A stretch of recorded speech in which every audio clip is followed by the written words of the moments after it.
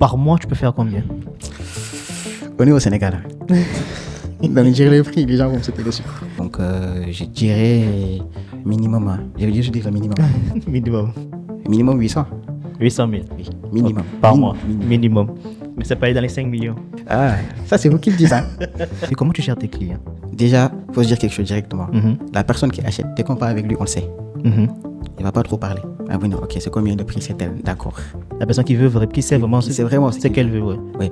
Et moi, je me dis quelque chose. Si la personne vient vers moi, c'est-à-dire qu'il sait carrément tout, il n'a pas besoin. Parce que si la personne, c'est ta qualité, en gros, se rend compte vraiment de tes compétences, de ce que tu fais, exactement. il ne va pas te poser beaucoup de questions. Il va venir te dire, ok, j'ai besoin de telle chose, le montant tel. Exactement. Après, chez Madame X, j'ai commencé à vendre. J'ai fait des millions. J'ai dit, millions. Je te jure. Tu avais quel âge? Ça, c'était quand j'étais énorme, par contre. J'ai commencé mon Amix, je faisais des ventes. Wow. Si on sort tous les taxes, les transports qui sortent après. Parce que je disais aux gens tout le temps que la livraison était gratuite. Je ne me casse pas, je ne me cache jamais la tête. La livraison est gratuite, offerte, donc vas-y. Ok, salut Mac. Salut Mévite. Comment tu vas? Ça va tranquille. Ça me fait plaisir de t'avoir dans le studio. Merci, le plaisir est partagé. Voilà. On va directement aller droit au but. Ouais. Maintenant, est-ce que je peux te présenter à ma communauté? Qui est Mac? Qu'est-ce qu'il a fait comme étude? D'où vient-il? De quelle origine tu es? Okay. Je suis Mac, je suis Papa Moussa Makalou, mais plus connu sous le nom Design by Mac. Design by Mac, ok. Dans le domaine du branding, de la digitalisation des entreprises. Et je peux dire que je suis quelqu'un qui aime, qui a toujours aimé l'informatique depuis ses débuts. Donc, depuis que je suis petit, depuis mes 6 ans. Wow. Donc, j'ai commencé depuis mes 6 ans à faire beaucoup de choses, que ce soit à utiliser. Je peux même dire que j'ai appris à lire sur les claviers des ordi. Ok. Wow. Parce que mon frère me tapait des trucs. Il écrivait chaque matin quelque chose et il mettait devant l'ordinateur. Sachant que moi, je ne savais pas lire, mais je venais tout le temps et je répétais les choses. Ok, super. Donc, c'est ça. Et après, l'envie m'est venue de ça, tout ce qui est envie de vraiment me lancer dans l'informatique très jeune. Ok. Mais quand même, il y a les contraintes, il y a les parents qui sont là. Ok. Donc, j'ai les parents qui me poussaient quand même à aller à l'école. Et voilà, collège, lycée, pareil. Et lycée, je suis passé de l'informatique à la gestion. Ok. Donc, j'ai fait tout ce qui est STEG, sciences techniques d'économie et gestion. Donc, après ça, j'ai switché. Mais quand même, je n'aimais pas. Donc, j'étais en mode Asie, quoi. J'ai fait juste pour le bac. Donc, je l'ai eu après ça et je suis directement parti à ISM. ISM. Donc, je suis chef de projet digital, ingénieur en informatique.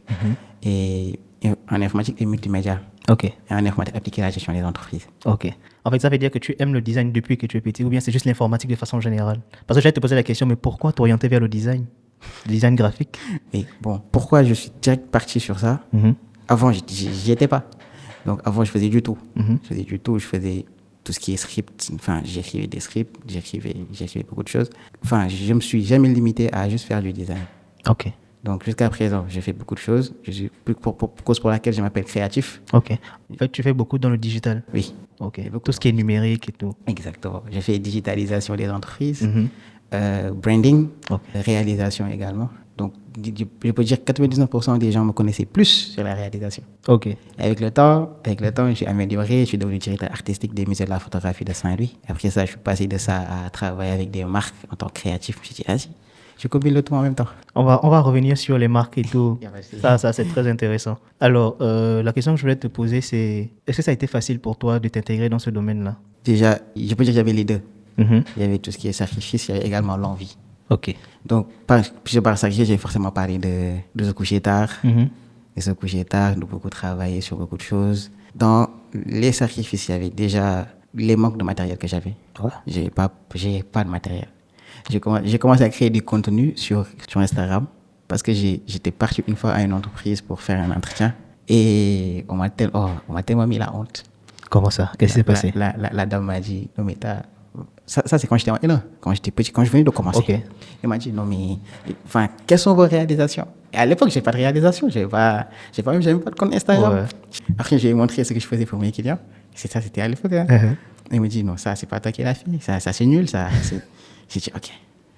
Maintenant, là, il est vraiment temps que j'essaie de développer. Quand j'ai commencé avec ça, je suis parti. J'ai dit, ok, depuis ce jour-là, je suis sorti, je me suis dit, plus jamais de ma vie, je me posais avec quelqu'un pour qu'il remette en question mes travaux. Je suis parti directement. Donc, avec ça, ça m'a quand même poussé à beaucoup travailler. Tout le temps. Parce que tout le temps dans ma tête, quand je fais quelque chose, je repensais à ces moments-là. Les moments où la dame me disait, mais ça c'est nul ça. Hein? Ça fait mal. Non, ça fait très mal. J'ai dit, ok. Et après, quand même, j'ai commencé à créer, j'avais pas de matériel, donc j'utilisais mon téléphone, XR. XR, ok. Je filme mes vidéos avec mon XR et je me disais, ok, c'est quelque chose de cool. À un début, mais avec beaucoup d'erreurs, hein, parce que je faisais des vidéos, il y avait des filtres, il y en a qui étaient en filtre, mais j'ai jamais fait l'erreur de filmer de monter en horizontal et en vertical en même temps. Ça, je le fais pas. Ok. Ça, j'ai Vous jamais n'avez fait. pas avoir de changement dans le montage et tout. Ça, j'ai jamais fait. Ouais. Mais il y avait des problèmes au niveau des filtres, des lumières, XR. Donc, ainsi, c'est quand même, ça fait partie des appareils les plus fiables. Mais à l'époque, voilà, c'était quand même posé. Dans ma tête, l'essentiel, c'était de montrer ce que je faisais. Je ne le faisais pas, au contraire, pour les gens, mais je le faisais dans l'optique de me dire, oui, je veux vraiment évoluer dans ce domaine-là. Avoir de l'expérience et tout. Avoir de l'expérience et surtout avoir des souvenirs.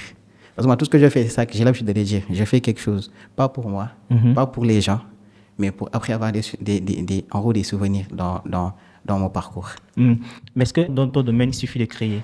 Non, il ne suffit pas de créer. Il y a des créateurs de contenu qui te donnent une stratégie. Voilà, lundi, tu postes telle vidéo. Mardi, tu postes telle. En fait, il faut avoir un système et tout. Est-ce qu'on doit juste créer pour créer ou bien il faut créer dans l'intention de quelque chose, de faire quelque chose? Dans quelle intention tu crées? Tu crées dans l'intention d'apprendre, d'avoir de l'expérience. Mais aujourd'hui, dans quelle intention tu crées finalement? Actuellement, je crée plus pour montrer aux gens que qu'importe là où vous venez, vous pouvez réaliser des choses. Juste en le faisant chaque jour. Chaque jour. Donc moi, je me dis quelque chose. Même les stratégies que les gens donnent aux gens là. Moi, j'ai pas d'heure de poste.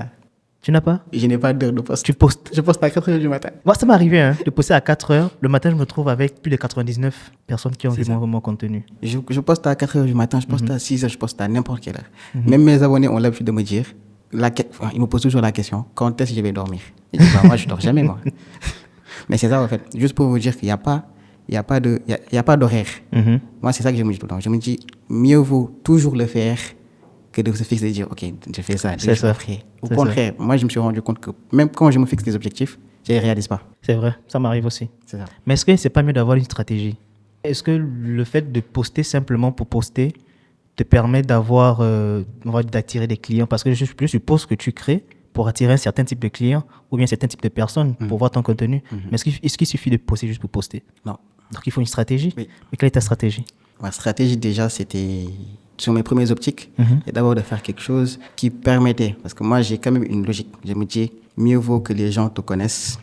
Nous sommes ici plus pour travailler ou bien pour développer quelque chose. En gros, connaître la personne, au lieu juste de tourner en boucle. Parce que c'est plus important de montrer que derrière l'écran, il y a une personne qui est derrière.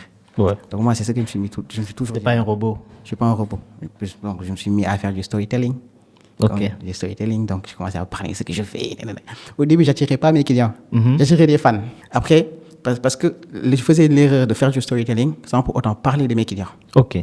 Après, quand je parlais de mes clients, les gens disaient, ok, lui, il est dans telle chose. Et les gens venaient commencer à venir en masse. Juste pour vous dire la vérité, je peux dire que je ne passe pas mon temps à faire des démarches. Démarches clients. Ok. 99 des clients que j'ai, c'est eux-mêmes qui sont venus. Qui sont venus vers toi. Exactement. Et j'ai essayé de voir ton fil Instagram, j'ai vu des clients assez intéressants.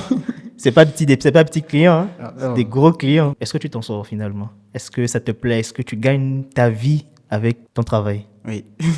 Tu peux dire aujourd'hui que je peux vivre avec ça, je peux voyager, faire ce que je veux avec ça. Déjà le problème que j'avais avant, je viens de le dire, j'avais des problèmes de matériel, j'avais pas de matériel. Ouais. Je me suis rendu compte que je pouvais carrément vivre dans ça quand je me suis posé et que j'ai vraiment commencé à gagner le montant de 10 de mes matériels en une semaine. J'ai dit, ok. En une semaine? J'ai dit, ça, c'est quelque chose. Waouh. On sait que ce matériel coûte très cher. Très cher. Et en une semaine, tu gagnes ça? Je gagne ça. J'ai dit, ok, j'ai pu acheter des DJI RS. J'ai dit, ok, j'avais pas ça à l'époque. Mais quand même, il y avait quand même une logique de dépense, c'est-à-dire savoir quand dépenser pour telle chose et pourquoi le dépenser. Okay. Surtout ça. Il y avait une partie gestion financière que je faisais. Bien sûr. Comment gérer mon argent. La gestion financière, c'est très important. Et je pense que même, j'ai envie de dire, peut-être ça c'est moi qui le dis, avant de pouvoir se lancer dans l'entrepreneuriat, bon, je ne veux pas dire avant de pouvoir se lancer, mais quand tu te lances, la première chose que tu dois régler, c'est ton rapport aux finances, ton rapport à l'argent. Comment tu vas gérer ton argent? Est-ce que tu vas le dépenser pour le dépenser? Ou bien quand tu gagnes ton argent, tu investis directement? C'est-à-dire, moi, ce que je fais d'habitude, c'est, comme vous avez dit, j'encaisse mon argent et directement, j'investis dans quelque chose. Même mis à part les matériels. Des fois, ce que je fais, de base, je suis un chef de projet digital. Donc, j'ai des montants que je segmente pour investir dans d'autres projets qui n'ont rien à voir avec l'informatique. Ok. Parce que je me dis tout le temps que oui, c'est maximiser sur l'informatique, c'est quelque chose de bien.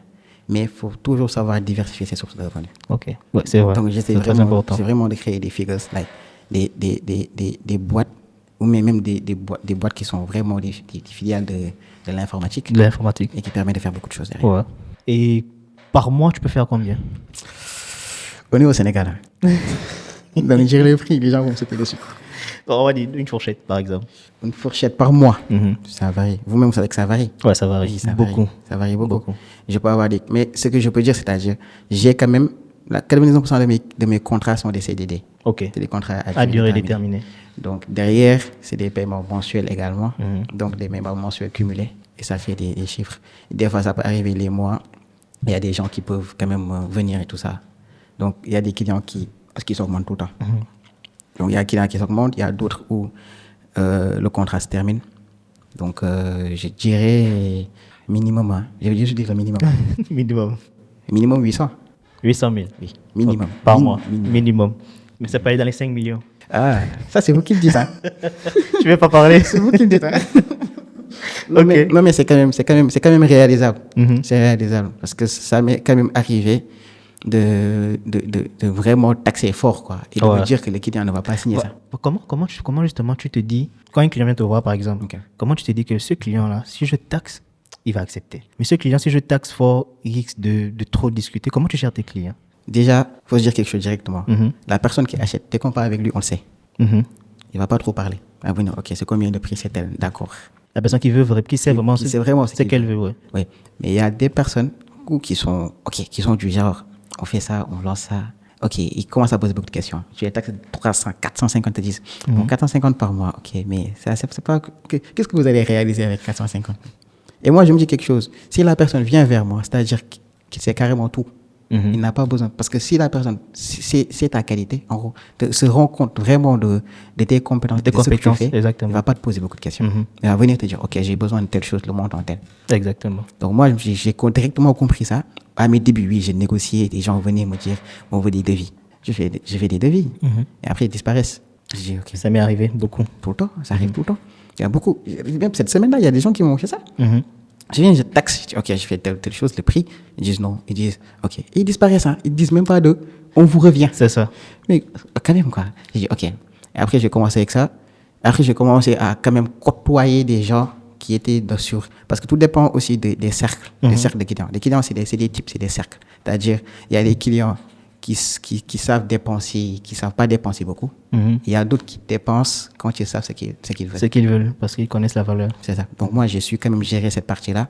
Et derrière, de limiter vraiment mes contacts avec les gens qui ne savaient pas ce qu'ils voulaient. Donc après, j'ai carrément switché avec les gens qui savent réellement les prix. Voilà. Ok. Pour continuer sur les clients, comment tu gères les gros clients? Ça dépend. Enfin, déjà, ça dépend des clients. Enfin, je vais juste donner un exemple. Par exemple, de Nike. Nike, ouais. Et j'ai eu à leur contacter, mais pas juste à les contacter simplement. Parce qu'il y a beaucoup qui contactent simplement. Moi, je les ai contactés en envoyant une proposition. Ok. Donc, c'est vraiment des options où la personne va se dire, ok, j'ai pas le choix, quoi. Quand tu parles de proposition, tu fais allusion à quoi? C'est-à-dire une réalisation. Parce que derrière, j'ai tendance, moi, d'habitude, j'ai tendance à faire des choses où on ne me paye pas. Ok. Donc, je commence par un truc gratuit et tu c'est une bonne stratégie. Tu montres ce que tu fais. Donc, c'est comme ça que j'ai fait au début. Donc, j'avais fait la réalisation que les gens voyaient et disaient, ok, mais... Et au début, c'était une vidéo qui était carrément offerte, quoi. Je vais offerte. Donc, je l'avais fait juste pour donner et l'envoyer comme leur dire, ok, je sais faire telle chose. Voilà. Donc, après, ils se sont dit, ok. Donc, non, pas, ils ont dit, ok. Après, j'ai vu que pour cette même réalisation-là, ils ont utilisé les mêmes scripts partie DA pour l'appliquer sur la vidéo de Central C. Wow. J'ai dit, ok. Wow. Ça, j'ai vraiment tapé fort, là. Après, j'ai skip dans ça. Puis, maintenant, j'ai compris les logiques. Pour capter les marques qui sont au top, il faut toujours faire des propositions. Des propositions, ouais. Et après, ça me faisait carrément sortir du lot.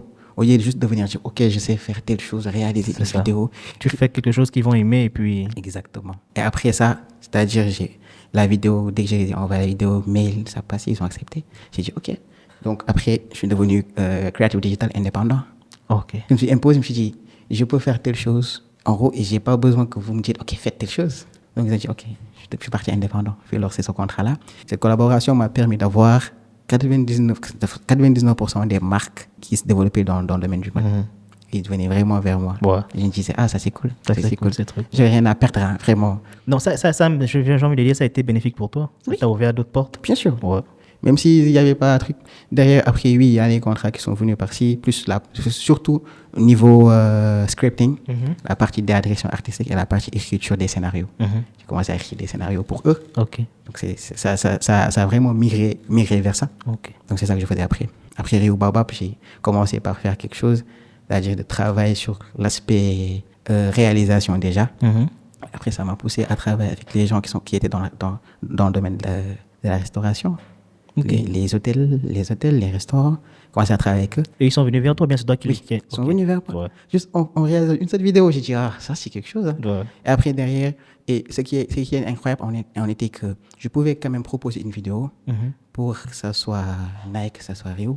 Mais après, au finish, migrer vers l'écriture des scénarios. Après, j'ai migré vraiment vers l'écriture des scénarios. Je faisais quelque chose, après j'ai terminé sur autre chose en fait. C'était cool. Bon, je vais revenir sur les défis. Quels ont été tes plus grands défis quand tu as lancé ta carrière et comment tu as pu gérer ces défis-là? Bon, tu as déjà parlé du manque de matériel. Quand je pose la question, pour le début de ta carrière, pendant ta carrière et aujourd'hui, quels sont les défis que tu rencontres aujourd'hui et comment tu gères ces défis-là dans ton domaine? À mes débuts, c'était l'argent. J'avais des problèmes pour avoir des clients. C'était très compliqué. Très compliqué. Donc, il y avait déjà ça à mes débuts. Il y avait également la partie support. Il n'y avait pas beaucoup de gens qui te poussaient. Donc, d'être là, quoi, vraiment te donner de la force. C'était rare de voir une personne qui donne. À tes débuts, au contraire, les gens préfèrent dire, lui, là, il n'ira pas loin. Ah ouais. Au lieu de donner de la force à la personne. Donc, il y avait ça que j'avais au début. Après, quand j'ai commencé à avoir de l'argent matériel qui venait, tout ça, j'avais des problèmes pour tout cumuler en même temps. C'est-à-dire de travailler le tout, de faire tout. Moi-même. Donc je me disais, ok, mieux vaut donner à des personnes. Déléguer.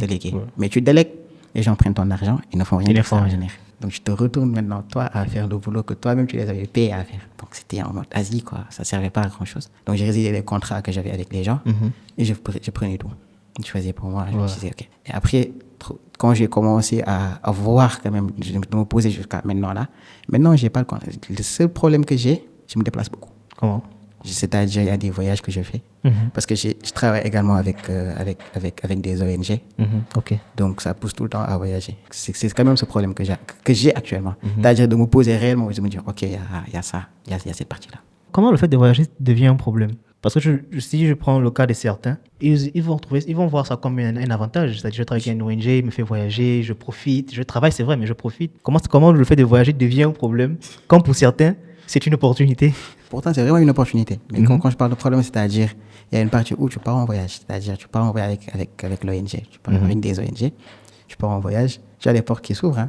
Oui, bien sûr. Et au Sénégal, il y a un autre contrat qui reste là, qui te dit, vas-y, viens, on te signe tel contrat. Tu te dis, ok. Sachant que tu n'as pas... Il n'y a pas de personne, c'est-à-dire assez fiable pour que tu puisses te dire, ok, telle personne peut faire telle chose, telle personne peut faire tel contrat. Ouais. Après, tu te retournes à vouloir déjà terminer là-bas, venir au Sénégal, travailler. C'est-à-dire, c'est les mouvements, c'est les déplacements qui sont un peu fatigants. Ok, donc si je comprends bien, le véritable problème, c'est le problème de confiance. Oui. Ouais. Et du coup, tu te retrouves à tout gérer toi seul. Tu es en déplacement. On te rappelle au Sénégal, tu veux revenir, mais tu dois terminer le travail. Parce que ça, c'est un problème qui est là, qui est on dit tout le temps qu'il faut faire confiance aux gens. Mais si, par exemple, parce que moi, j'en faisais, j'ai fait confiance à pas mal de gens. Mais le problème, on était que tout le temps, il y avait tout le temps des problèmes qui revenaient. C'est-à-dire des problèmes d'argent. Les gens ne savent pas, ils ne se disent jamais oui. La personne va arriver à tel niveau, tu vois, et après, ça sera très bon. Mais au début, tu leur donnes un prix, tu leur taxes. C'est-à-dire, tu leur dis, OK, vous allez recevoir ça. Et à ce moment-là, ils vont tellement se concentrer sur l'argent que le travail ne va pas. C'est ça. C'est ça le problème des gens. C'est la partie mindset. C'est ça. Donc, c'est la partie mindset.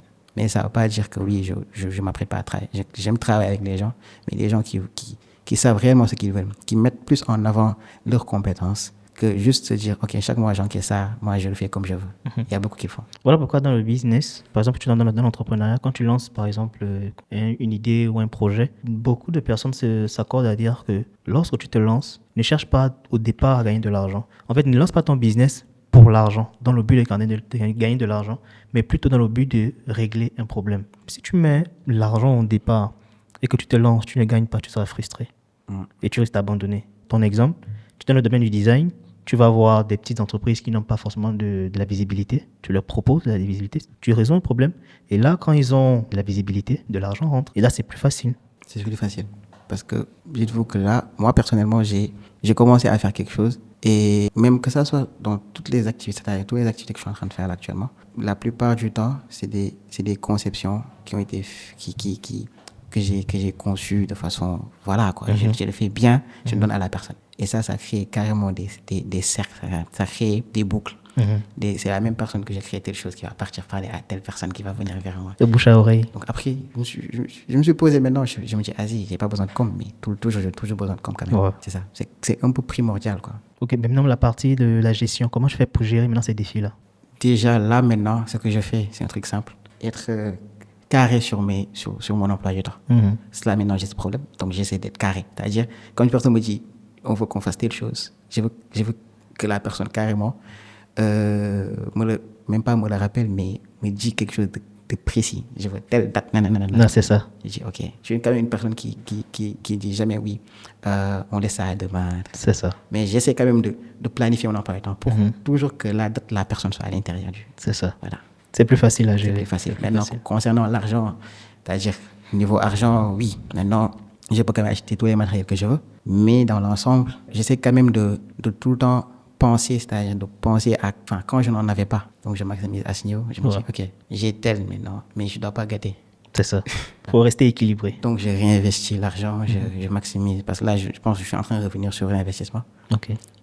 Côté argent, j'en avais pas. Maintenant, là, je commence à en avoir. Je me dis, je maximise, j'investis, je prévois dans le futur et pas juste maximiser sur le présent. Ok. Qu'est-ce que tu as fait pour Shopify, par exemple? Je fais, par contre, comme je vous ai dit, j'ai fait tellement de choses dans l'informatique. Là-bas, je suis partenaire officiel de Shopify au Sénégal. Jusqu'aujourd'hui? Oui. Wow. Le contrat s'est lancé il n'y a pas longtemps. Wow. Parce qu'il faut quand même tenir en compte que ça fait, depuis que j'ai 12 ans que j'utilise Shopify. 12 ans? 12 ans. Quand j'ai 12 ans. Tu faisais quoi avec Shopify à 12 ans? Je suis e-commerce. Tu vendais quoi? J'ai créé des sites. Ah, ok. À l'époque, il y avait, c'était carrément l'année de Yomi Denzel, ce genre de gens. Ouais. J'étais en mode Asie. Quand les gens voulaient débuter en France, l'e-commerce, j'ai dit, ok, je me lance dans l'e-commerce là. Mais quand même. 12 ans. Tu as commencé, Yomi Denzel a commencé à parler de lui vers les 2017, 2018. À partir de 2018. Bon, moi, par exemple, par contre, c'était vers les 2017-2018 que j'ai commencé à parler de lui. 2019, j'avais pas 12 ans en 2018. Ouais, c'est la question que j'allais te poser, en fait. J'ai pas 12 ans en 2018. Mais il y avait quand même des gens, il y avait des gens qui faisaient des trucs. Parce que même à l'époque, je me rappelle, à 12 ans, je me rappelle, l'e-commerce était plus aux États-Unis. Ouais. Je voyais pas mal de gens qui étaient aux États-Unis. Donc, j'ai suivi et tout ça. Je me dis, ok, je vais me lancer je vais faire un truc. Mais comment à 12 ans tu as cette pensée de te dire que, bon, je vais créer des sites? Nous, à 12 ans, personnellement, à 12 ans, j'avais pas cette pensée-là. Hein. J'avais pas d'amis. J'avais des gens, mais j'ai des potes jusqu'à présent. Mais c'est les gens avec qui j'étais à l'école. Ok. Donc, on se voyait tout le temps quand j'étais à l'école. Sachant que je suis quand même je suis quand même une personne qui ne sortait pas de chez lui. Comme je vous ai dit, c'est à 6 ans que j'étais devant l'écran, donc c'était pas. Et dites-vous que ce que je regrette le plus, en gros, je me pose toujours la question, pourquoi j'étais pas majeur quand le Bitcoin coûtait 500 francs? Yes. Je te jure. Et j'étais pas majeur, j'avais 14, je pense. Ouais. Je voyais le Bitcoin était à 500 francs. Je voulais l'acheter, mais j'avais pas de compte bancaire. Je dis, ok, c'est pas grave, mais j'ai coûté à 500, après 650. Je le voyais monter, j'étais en mode, le Bitcoin qui coûté 500 francs. Je dis, mais ça, c'est quelque chose. Mais à l'époque, tu vois, je te dis, voilà, tu vas en acheter, t'as pas les comptes bancaires qu'il faut. Tu sais, moi, à l'époque, je me foutais de ça. Hein. Ah. Oui, en fait, c'est ça. Je dis que ça, c'est pour les Blancs. Ah oui? Ça, c'est pour les Européens. Non, tu sais, on n'a pas tous la même mentalité, tu vois. Ouais, Quand on grandit, il y a ceux qui sont quand même plus éveillés, comme toi, par exemple, d'autres qui pensent à s'amuser, à jouer à la PlayStation et tout, tu vois. Moi, j'étais dans la logique, je lance dans le truc. Hein. Ouais. Ça, par contre, tout le monde le savait. Même mes parents le disaient, lui, là, il est carrément concentré sur l'informatique. Ouais. Après, je suis parti dans ça. Et à l'époque, donc quand j'ai commencé avec Shopify, je faisais des sites. Et juste pour vous dire que je faisais de n'importe quoi, je partais sur Alibaba, je faisais du scrapping des produits. À l'époque, il y avait des reels, les chaînes, les reels et tout ça. Ouais. Je prenais ça, je mettais tout en bac à l'intérieur. Je partais. Je disais, après, j'ai amassé des ads. Et le pire, je vendais des produits à 1 000 euros. Je ne connaissais pas les prix. Personne n'a acheté. Non, c'est clair. Je me tapais des années sans achat. Et après, quand j'ai commencé ça, je me suis dit, OK, c'était quelque chose de cool. Mais j'ai commencé à, c'est-à-dire mettre des chaînes, mettre des choses. Et après, switcher carrément sur du... Je voyais les méthodes que les Français après avaient. C'est-à-dire entrer dans des groupes Facebook, poster les produits là-bas. OK. J'ai fait ça aussi. J'ai mis une voiture, je prends Alibaba de voiture là, j'ai mis à l'intérieur. Voiture même. Voiture. Dans Shopify. Je partais de 12 ans, j'avais 12 ans quand même. Il y avait tout, il y a tout Tu veux tester, tu veux voir si ça marche. marche. J'ai posté dans le groupe, le gars m'a dit, frère, enlève tes trucs chez moi là, ici. En plus, tu m'as insulté, j'ai dit, c'était des Français. C'est normal, c'est quand même des trucs chinois. Je ne veux pas dire que c'était pas un produit chinois.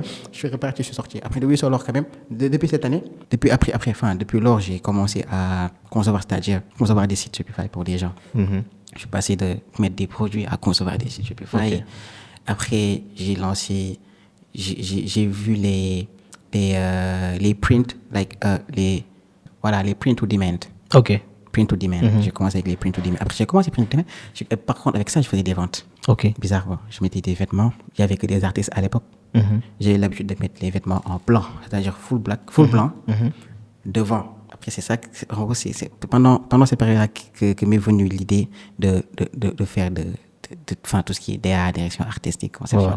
Après, je prenais le nom de l'artiste, je le mettais ici. OK. Au milieu, et derrière, je mettais le visage de l'artiste en noir et blanc. Wow. Et après, j'ai détouré carrément le visage. Après, j'ai créé ce style. Le projet s'appelait Modamix. Après, j'ai écrit Modamix, j'ai commencé à vendre. J'ai fait des millions, j'ai dit Modamix. Millions? Je te jure, je peux Tu avais quel âge? Ça, c'était quand j'étais en L1 par contre. J'ai commencé Modamix, je faisais des ventes. Si on sort tous les taxes, les transports qui sortent après. Parce que je disais aux gens tout le temps que la livraison était gratuite. Je ne me casse pas, je ne me casse jamais la tête. La livraison est gratuite, offerte, donc assis. Je taxe 15 000, vêtements 15 000, je fais des conceptions, je l'envoie au printer qui print, qui me l'envoie directement, le livreur va prendre. C'est ça que je faisais. Et quand tu envoies au print, on va dire l'impresseur, non? L'imprimeur. C'est ça. L'imprimeur. Est-ce que tu payes l'imprimeur ou bien c'était gratuit? Bien sûr, je paye l'imprimeur. Tu trouves l'argent? Ça, c'était en L1. Je cumulais, c'est-à-dire, j'avais pas les matériels, j'avais pas le moyen d'acheter les matériels que je voulais, mais j'ai commencé à faire des petits logos. Avant, je faisais des concessions à 15 000 francs. À l'époque, c'était quand même cher. 15 000? Oui. Logo? Oui. C'était pas cher? Non, mais j'ai dit, pour ton domaine, pour le début, je veux dire. C'était beaucoup pour toi. C'était beaucoup. Je faisais 15 000, j'étais content. Oui. Mais après, je me dis, mais attends. Après, je me retrouve à trouver. J'ai eu à parler avec un de mes profs. Il m'a dit, mais Mac, tu fais tes logos à combien? Il me dit, moi, je fais mes logos à 25 000 ans. À l'époque, après, ça a monté. J'ai monté le prix 15 à 25. Il m'a dit 25. Il m'a dit, mais toi, pourquoi tu. Parce qu'après, il a commencé à me suivre. Il se connaît. Il s'appelle Sidi Baro. Et il vient, il me dit, tu sais, il y a des gens qui sont en Europe qui font moins que ça et qui taxent plus, qui taxent des millions à ces genres de logos. Il dit, moi, je ne savais pas. Il me dit, il faut maximiser, il faut augmenter tes prix. Dans ma tête, j'avais ce problème, j'ai tout le temps ce problème-là de me dire, si j'augmente les prix, est-ce que les gens ne vont pas fuir? J'avais la même chose. Bon, mais je me dis, OK. Après, je me dis, mieux vaut que je fasse quelque chose de plus simple. Je me pose, je commence à monter, c'est-à-dire juste pas monter rapidement, mais monter en scalant. J'avais fait de l'e-commerce, il y avait du scaling. J'ai repris ça à l'intérieur. OK. J'ai dit, maintenant, je fais du scaling, c'est-à-dire, je poste de 25 à 50, à 65, à 100 et à 200. OK. J'ai dit, OK. Maintenant, je commençais. Après, tac, j'avais une cliente qui est venue, qui m'a dit, OK, je veux que le logo soit telle chose. J'ai dit, OK, quel logo de mode? Je me dis, oh, ça, c'est le gros lot, là, 65 000. Elle me dit, d'accord, parce que comme je te l'ai dit, il y a des gens qui savent ce qu'ils veulent. C'est ça, exactement. Et voilà, et elle était hyper cool. C'était, je peux dire, une de mes premières clientes en conception graphique. OK. Je taxais, je dis, OK. Après, j'ai fait la conception et tout ça, elle m'a dit, tu es là. Après, magnifique. J'ai dit, magnifique. Et dans ma tête, c'était quelque chose de oui, ça va, quoi. C'est magnifique. C'est pas extraordinaire. J'ai dit, ça, c'est quelque chose. J'ai commencé à faire ça. J'ai dit, OK. Maintenant, quand j'ai commencé à faire la conception, une semaine après, j'ai eu 2 autres clients. J'ai dit, 2 clients. Que tu n'as pas. J'ai pas démarché. C'est dur. Je sais pas comment ça se fait. Après, je me suis posé, 65, c'est venu. Tac. J'ai dit, OK, 65, c'est quelque chose. Parce qu'à l'époque, quand même si j'avais pas démarché, j'ai fait beaucoup de contenu gratuitement sur les concessions logos. Je concevais des logos gratuitement, je postais sur Instagram, je poste. Après, je me suis retrouvé à avoir des followers qui augmentaient, des gens qui aimaient. J'ai dit, OK. Après, j'ai compris que dans les followers là, il y avait des clients. Il y avait des clients, ouais. Parce que moi, j'ai remarqué quelque chose, même sur mes stories jusqu'à présent. Quand je poste des stories, Il y a des gens qui ont tendance à regarder mes stories toujours. Et c'est des gens qui viennent tout juste de s'abonner. Ok. Mais tout le temps, ils regardent. Et après, c'est les mêmes personnes là qui me contactent et me disent on a besoin de ton aide sur telle chose. J'ai dit maintenant, j'ai compris la logique. Hein. J'ai commencé à faire ça. J'ai dit ok, je me pose et j'ai commencé à me lancer dans du 65. Quelqu'un d'autre est venu du 65. J'ai eu 3 personnes à 65. J'ai dit ok, je skip. Après, quand même, dans ma tête, je me dis à chaque fois que je dois augmenter mes prix, il faut quand même que j'achète carrément des matériels. Ouais. Et après, j'ai commencé à acheter mes appareils, j'ai commencé des tablettes graphiques comme ça. J'ai dit, OK, parce que à l'époque, j'avais déjà investi dans les caméras et tout ça. Ok. Comme je vous l'ai dit, c'est pas des contrats qu'on gagne chaque jour. Il y a des gens qui s'arrachent les contrats de réalisation vidéo aussi au Sénégal. Donc, je me suis dit, OK, je suis quand même bon, mais je dois apprendre beaucoup de choses. Maintenant, pour apprendre quelque chose, il faut de l'argent. Tout le temps, c'est le problème tout le temps, c'est les frais, c'est l'argent qui vient tout le temps en boucle. Et j'ai dit, OK, j'ai essayé de faire un truc. J'ai commencé avec ça. J'ai commencé à investir dans la conception, dans l'identité, DA, direction artistique. Et je suis vraiment parti sur ça. J'ai dit, maintenant, j'ai des skills en réalisation. Je mixe les deux. Et j'ai commencé 65, 100. Après, j'ai commencé à avoir des clients qui venaient 100 000, 100 000. Après, 200. Maintenant, je suis mes logos à 250 000. Aujourd'hui? Wow. 250 000. Ça dépend, 250 000. J'ai dit, OK. Et le pire, je ne négocie pas les prix. Les clients qui viennent demander le logo? Je ne négocie pas. Wow. Tu me parles de logo, je dis, je le fais à tel. Parce que maintenant, dites-vous que c'est très rare de trouver au Sénégal des gens qui donnent des sessions de droit au logo. Et moi, je suis une personne qui donne des sessions de droit. OK. Je signe mes sessions de droit. Je donne tous les droits à la personne. Je fais toutes les conceptions, DA, direction artistique, tout. Je te donne. Donc, j'ai dit 250, ça va aller le prix. J'ai fait une fois, ils ont validé. Les gens m'ont dit, c'était top. J'ai pas mal de clients qui m'ont dit, c'est excellent. Une fois, 2 fois, 3 fois. Maintenant, je suis limité à ça, 250. Ouais. Et j'ai également les matériels qu'il faut, j'ai les écrans qu'il faut. Tu as l'expertise qu'il faut aujourd'hui. Non, j'ai dit, vas-y, je taxe. Ouais. Tu as une très bonne évolution. Ça peut inspirer de nombreuses autres personnes qui sont peut-être dans ce domaine, qui veulent se lancer dans ce domaine-là. Et se dire que, il y a Mac qui a fait quand même un parcours assez intéressant. Je pense que si je fais la même chose, bon, pas forcément la même chose, mais si je suis sa stratégie, je pourrais le faire. Mais je pense que toi, tu avais plus de détermination. Oui. Depuis que tu es plus jeune, et ça joue en ta faveur. Oui. Beaucoup jouent en ta faveur. Oui. Pour ceux qui veulent se lancer, qui se lancent un peu, bon, je ne vais pas dire qu'ils se lancent tard, parce que dans tous les cas, chacun a sa marge de progression. On n'a pas tous la même marge de progression, mais toi, tu étais dedans depuis longtemps et ça joue en ta faveur beaucoup. En fait, il y a beaucoup de parcours, il y a, comme vous l'avez dit tout de suite, il y a beaucoup de sacrifices aussi.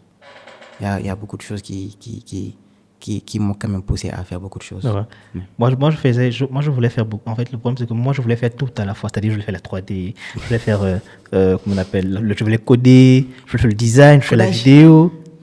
J'avais commencé le codage. J'ai commencé à coder. Je faisais des sites et tout. Mais après, je me suis rendu compte que j'avais plus d'affinité avec la vidéo. Aujourd'hui, je fais encore du design, mais moins. Je me pousse à faire plus de vidéos que le design. Okay. Toi, tu as mis les deux, par exemple. Ouais. Mais moi, je préfère vidéo. Okay. Rien que vidéo. Mes vidéos, motion design, 3D, je me mêle beaucoup plus maintenant aujourd'hui que dans le design. Je fais du design, mais pas beaucoup. Mais jusqu'à présent, vous faites du design aussi parce que... Ouais, ça m'arrive. Vous faites du motion. Ça m'arrive, oui. Je fais du motion. C'est du motion design, ouais. Ouais, c'est du design. Je fais du motion design, ouais. Je sais que c'est des designs qui ont été animés, quoi. C'est ça, c'est des designs animés, ouais. Mais même des fois, ça vous tente d'aller des fois sur Shopify, sur Photoshop. Oui, j'utilise Illustrator, Photoshop, j'utilise ça. J'utilise toujours. Vous êtes dedans? Ouais, je fais de la photographie aussi, donc Lightroom et tout. Donc, ouais. Voilà, c'est excellent. J'utilise aussi. Voilà. Ok. J'ai développé le projet e-commerce. Ça veut dire quoi? Est-ce que je peux nous expliquer c'est quoi le projet e-commerce? Qu'est-ce que ça signifie? Déjà, j'aide les gens à développer leur propre boutique Shopify. Okay. C'est-à-dire leur propre boutique Shopify. Et c'est-à-dire d'avoir des boutiques qui ramènent des clients. Ok, tu es un peu comme un coach. Par contre, je déteste ce mot. Bon, quand je dis que tu es comme un coach, c'est-à-dire que tu leads la personne.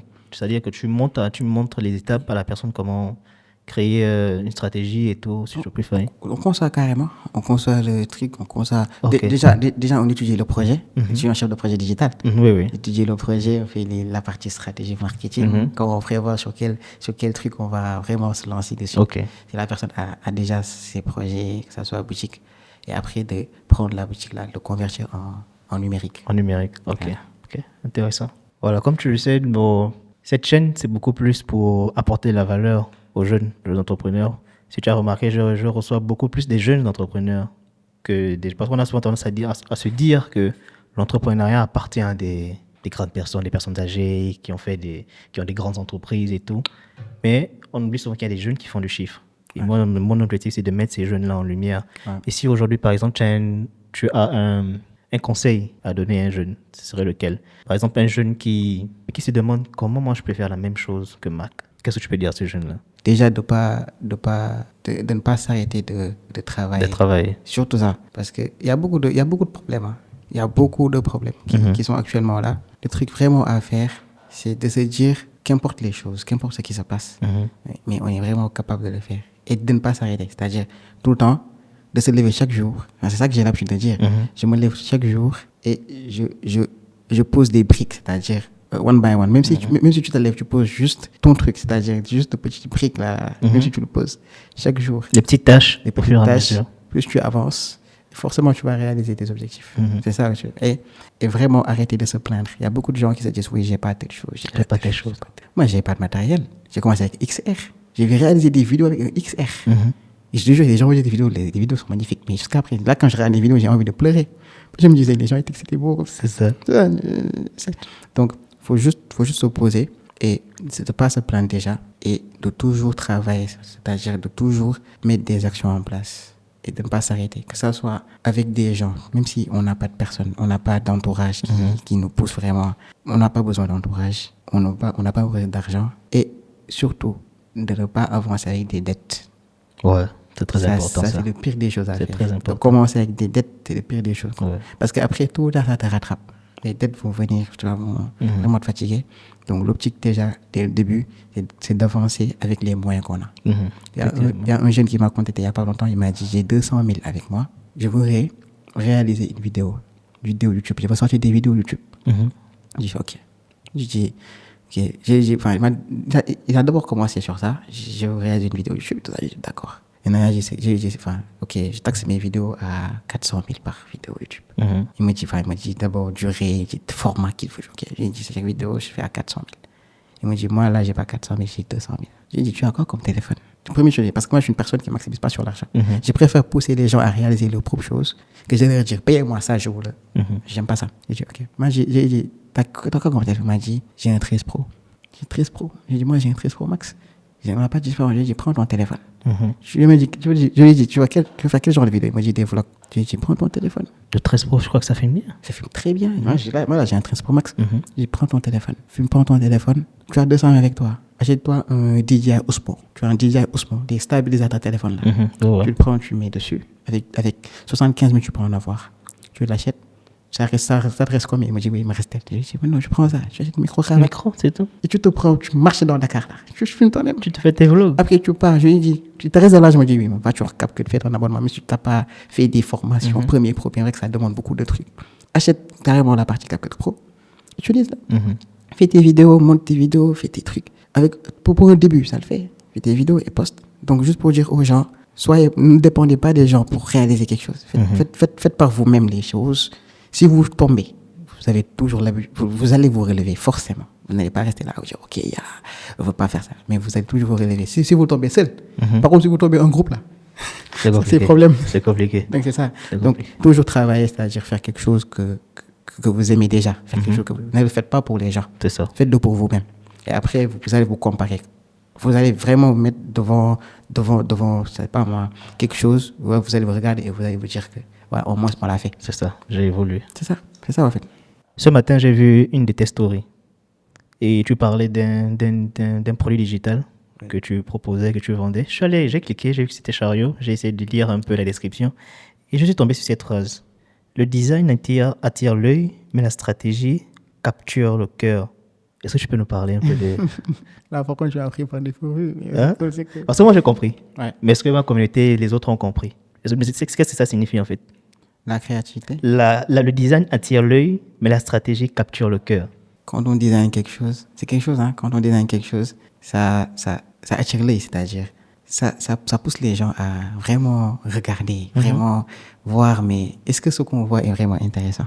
Ben, si les gens regardent, si les gens like, ils partagent, ils trouvent ça intéressant. Des fois, il n'y en a pas. Ouais, il n'y en a pas. Mais vas-y, continue, je vais pas te couper. Mais il y a cet aspect, c'est-à-dire, je me suis dit, pour écrire cette phrase, je me suis dit, quand les gens voient quelque chose, déjà si c'est beau, ça attire les gens. Les gens Mais quand je parle de capturer le cœur, c'est-à-dire voir quelque chose où quand on regarde vraiment, on se dit ça, voilà, ça, je sais pas comment je peux l'expliquer, mais ça reste vraiment en gros, ça reste sur l'esprit de la personne. Et également, la personne le ressent. Tu es d'accord, quand j'ai lu cette phrase, j'ai pensé à Nike, Adidas et toutes ces grandes marques-là.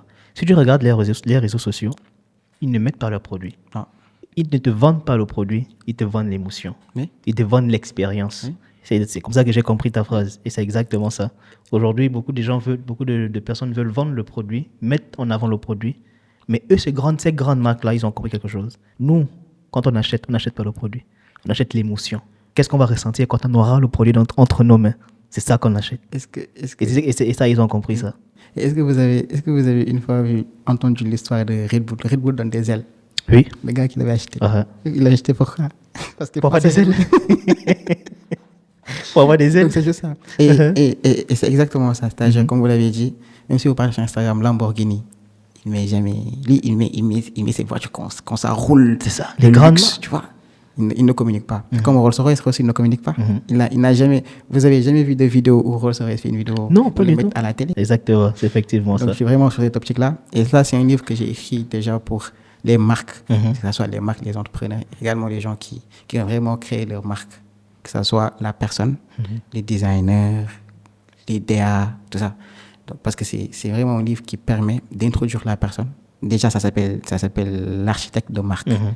Donc, ça permet déjà d'aider les gens à maximiser sur l'architecture de leur marque et également, après, de vendre, de convertir.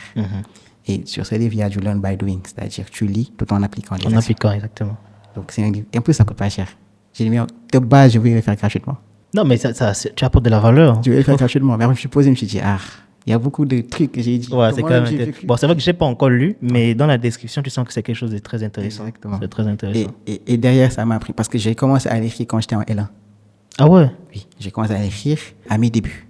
Donc, j'ai tenu en compte toutes les erreurs que j'ai très intéressant. Que j'ai eu à côtoyer, les problèmes, j'ai tout écrit, que ce soit. Mais après, tout en restant sur l'optique du jeu, aider les gens à le lire et à également se développer. Ok. Donc, c'est plus sur cet aspect-là. Donc, je vais mettre ça en description. Les gens vont pouvoir avoir accès à ça.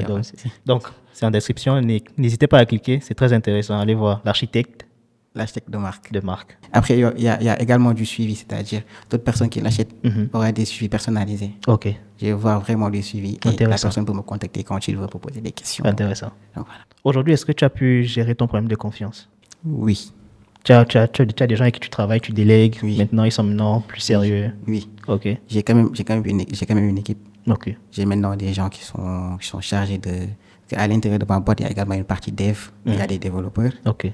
Donc, il y a vraiment des équipes qui sont là, que ce soit la partie dev, tout ce qui est réalisation aussi. Donc, à ce niveau-là, je ne me plains plus. Parce que quand même, avec le temps, j'ai pu rencontrer des gens. C'était même des professionnels. Donc, après, ce que je me suis dit, je vais faire le maximum pour mettre les mêmes chefs d'entreprise dans mon entreprise. Ça, les gens ne le font pas. Mettre les chefs d'entreprise dans ton entreprise. Comment tu fais ça? C'est-à-dire, on crée des chaînes. Et j'ai maintenant, au lieu de trouver des gens où on va forcément travailler avec eux, on va collaborer en tant qu'entrepreneur. Ok, je vois. Chaque boîte va être liée à l'autre. Je vois.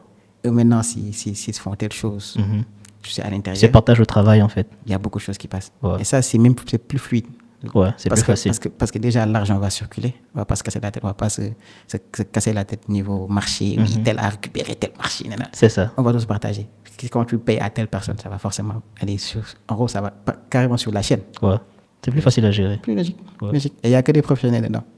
Parce que là, actuellement, mon directeur, le directeur dev, lui, il a sa propre boîte. Ok. Ouais, il a sa propre boîte actuellement qui travaille même à l'international actuellement. Donc, à ce niveau, je suis très utile. Et l'entreprise s'appelle Quantum Soul. Quantum Soul.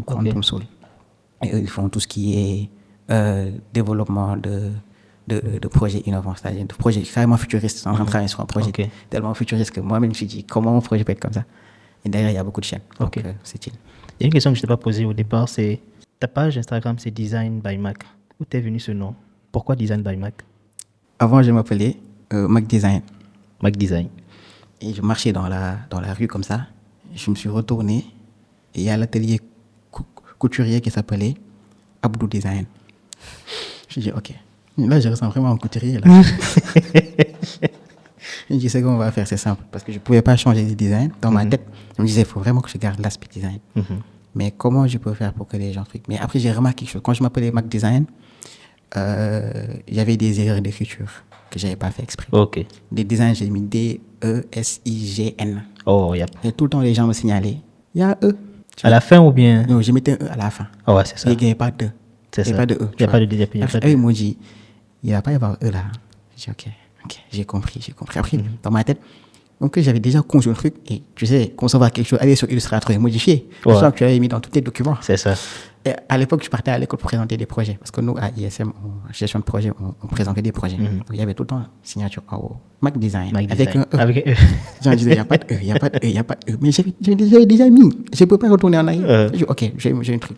Après, je me suis dit, maintenant, pourquoi pas garder le design et le Mac en même temps. Le Mac Design là-bas, mais j'inverse les choses. Design by Mac. Designé par qui? Designé par Mac. Exactement. Donc, j'ai mis des fautes aussi. Hein. Ça, je me suis dit, OK, là-bas, j'ai mis un E. Les gens s'en rendaient compte.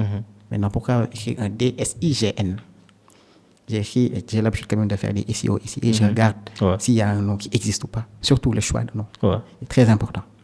La personnalisation. Oui. Donc, j'ai essayé de choisir le nom où, quand on le recherche, on ne trouve pas sur Google. J'ai mis Design by Mac. Je pars sur Google, je ne le vois pas. J'ai dit, OK. J'ai commencé. Design by Design. Après, l'algo a joué ces choses. Après, maintenant, c'est déclaré maintenant. C'est un nom qui a été déclaré. OK, super. Là, qu'il utilise même. Je vois même un Design by. Je décris, je dis, frérot. Tu fais doucement. Je fais du plagiat. Mais après, c'est comme ça m'est venue l'idée. Le Design by Mac est venu comme ça. Et après, j'ai carrément gardé le feeling. Après, ça match avec ma personnalité. J'ai designé beaucoup, je suis plus dans l'optique DA, tout ça. Je dis, OK, j'ai maximé sur ça. Super. Merci. Merci beaucoup. Merci, Mac. Merci d'avoir accepté l'invitation. Ça m'a fait plaisir de t'avoir. Et j'espère que ça va aider de nombreux jeunes, comme toi, comme moi, comme nous. Comme nous. Voilà. Non, mais le plaisir est partagé. En tout cas, moi aussi, ça fait vraiment plaisir d'être là aujourd'hui. Ça fait vraiment, vraiment plaisir. Cette fois, je n'ai même pas hésité. Je dis, vas-y. Ouais, ça m'a un peu étonné. Je me suis dit, il a accepté. Waouh. Intéressant. Non, mais c'est normal. Ouais. Parce que chacun a ses concepts. Et plus on s'entraide, plus on avance. Effectivement. Ça sert à rien de dire non, je n'ai pas fait. C'est ça. Ça me fait quoi, moi? C'est ça. Au contraire, je sens que la personne a des choses à faire. Donc, je dis, vas-y. Et chacun a son boulot. Chacun a la façon de le faire. Donc, moi, déjà, je suis hyper content d'être là aujourd'hui. Et il y a la partie logistique qui est incroyable. Hein. Merci. Merci beaucoup. Donc, il y a ça. Et enfin, juste pour finir, merci à mes gens. Parce que j'ai grandi avec les mêmes personnes. J'ai grandi avec les gens, avec les mêmes personnes. Donc, j'ai grandi avec avec eux. Et avec ces mêmes personnes-là, ils m'ont vu, que ce soit avec de l'argent, pas d'argent. Et des fois, le domaine de l'entrepreneuriat, tu investis, tu n'as rien. Donc, il y a ça. Et j'ai toujours des frères qui sont là. Il y a des gens qui sont là. Il y en a même qui assurent mes déplacements, même quand je n'ai pas d'argent. Donc, ça, c'est rare. Il y a mes potes où ils me disent carrément, tu nous appelles quand tu ne sais pas que je peux te déplacer. Donc, c'est un truc qui est super cool. Et big up à eux, big up à la famille. Juste ça. Et merci à toi aussi. Merci. Merci à la personne qui a rendu ça possible. Merci à la personne qui a rendu ça. C'est ça. OK, bon. Voilà, nous sommes arrivés à la fin. Merci. Ciao. Ciao.